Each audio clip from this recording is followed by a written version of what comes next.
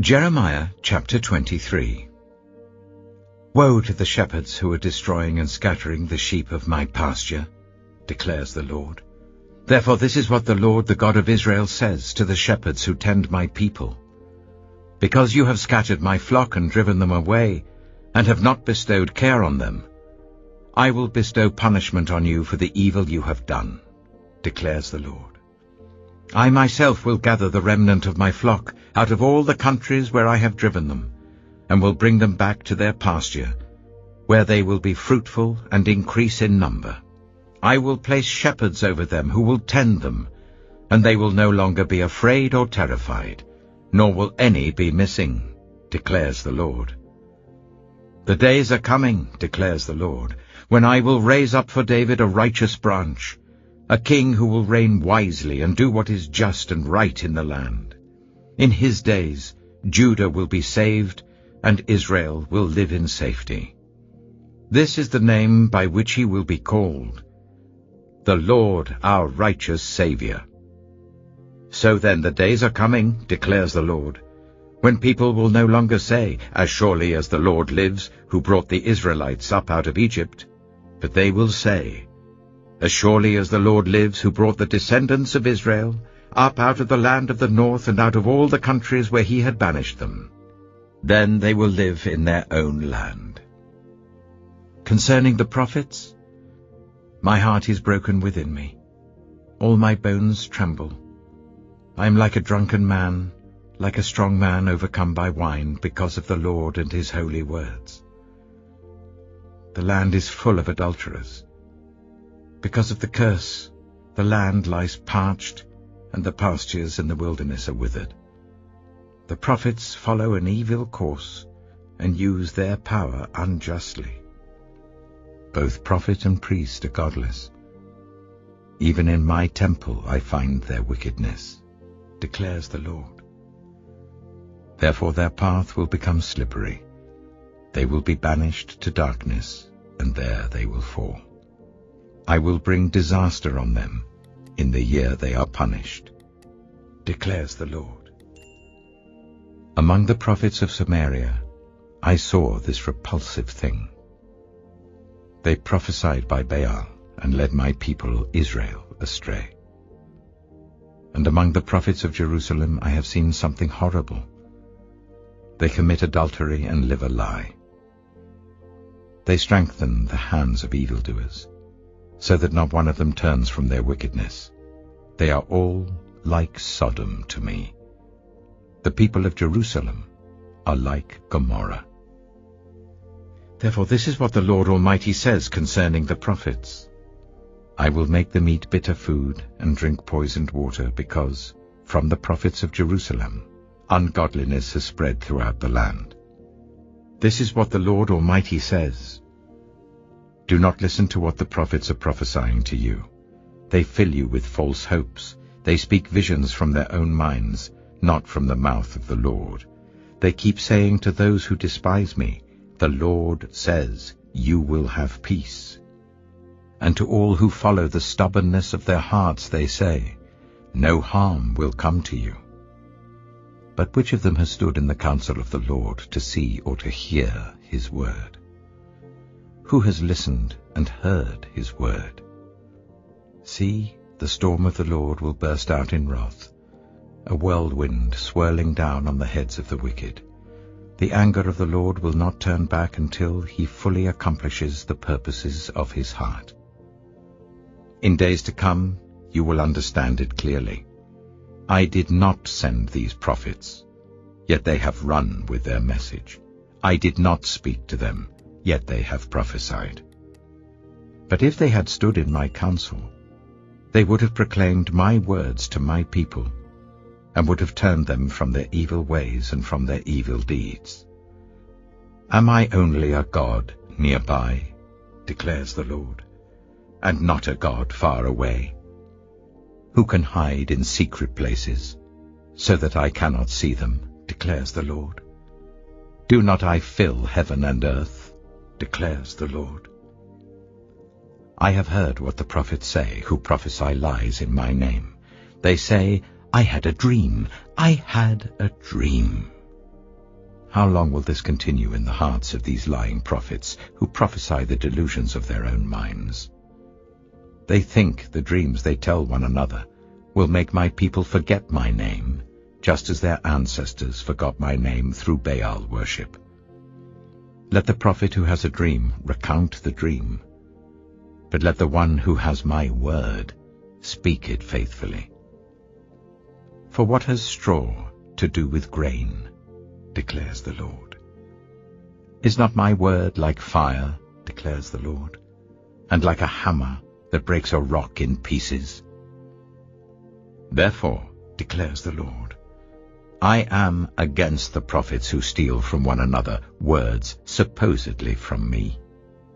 Yes, declares the Lord, I am against the prophets who wag their own tongues and yet declare, the Lord declares. Indeed, I am against those who prophesy false dreams, declares the Lord. They tell them and lead my people astray with their reckless lies, yet I did not send or appoint them. They do not benefit these people in the least, declares the Lord. When these people, or a prophet or a priest, ask you, what is the message from the Lord? Say to them, what message? I will forsake you, declares the Lord. If a prophet or a priest or anyone else claims, this is a message from the Lord, I will punish them and their household. This is what each of you keeps saying to your friends and other Israelites. What is the Lord's answer? Or, what has the Lord spoken? But you must not mention a message from the Lord again, because each one's word becomes their own message. So you distort the words of the living God, the Lord Almighty, our God. This is what you keep saying to a prophet. What is the Lord's answer to you? Or, what has the Lord spoken?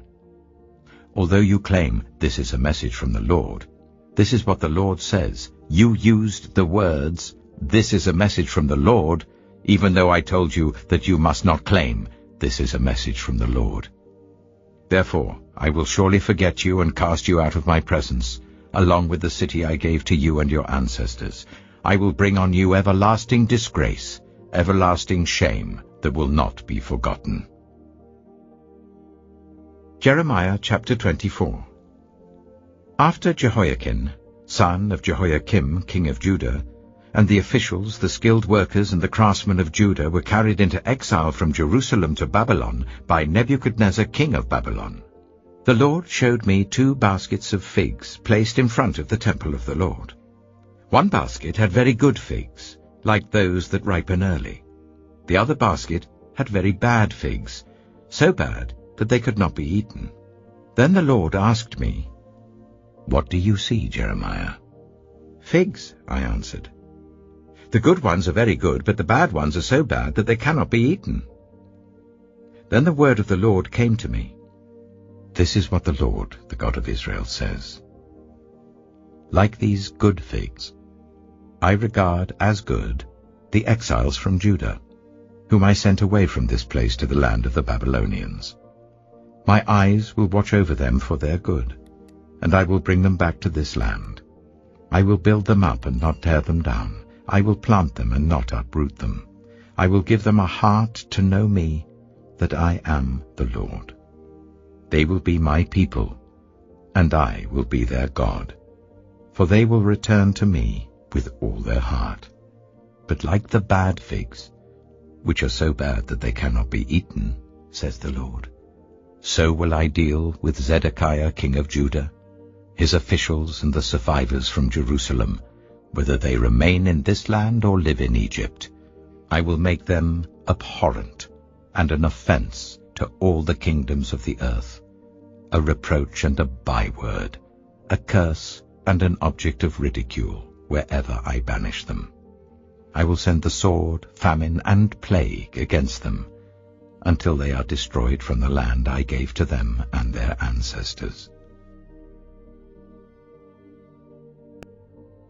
Hebrews chapter 5. Every high priest is selected from among the people, and is appointed to represent the people in matters related to God, to offer gifts and sacrifices for sins. He is able to deal gently with those who are ignorant and are going astray, since he himself is subject to weakness.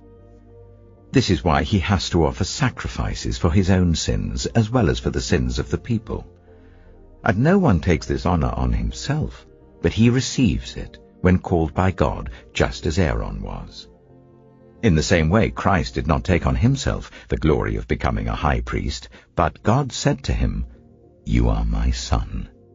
Today I have become your father." And he says in another place, "You are a priest forever in the order of Melchizedek." During the days of Jesus' life on earth, he offered up prayers and petitions with fervent cries and tears to the one who could save him from death, and he was heard because of his reverent submission. Son though he was, he learned obedience from what he suffered, and once made perfect, he became the source of eternal salvation for all who obey him, and was designated by God to be high priest in the order of Melchizedek. We have much to say about this, but it is hard to make it clear to you because you no longer try to understand. In fact, though by this time you ought to be teachers, you need someone to teach you the elementary truths of God's Word all over again. You need milk, not solid food. Anyone who lives on milk, being still an infant, is not acquainted with the teaching about righteousness, but solid food is for the mature, who by constant use have trained themselves to distinguish good from evil.